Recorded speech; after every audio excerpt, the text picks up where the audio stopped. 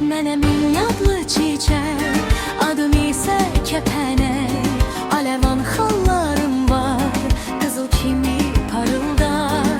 Kanadımı açaram, budaq budaq uçaram. Yuvam otağım ancaq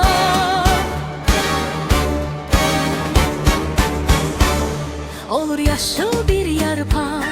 Mənim dostumdur hər gül, İnce telli göğsün gül, oynağımdır çöl çəmən. Məni tutmaq istəyən ey mehriban uşaqlar, siz yaşayın bəxtiyar.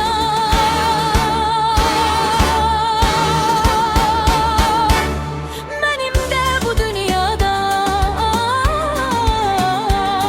bir başqa aləmim var. Mənim də bu dünyada bir başqa aləmim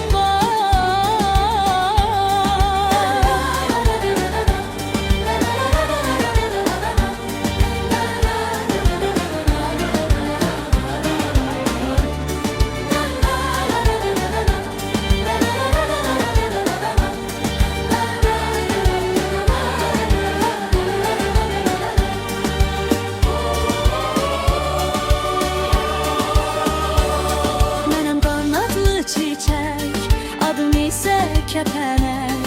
Ərəvan xallarım var, qızıl kimi parıl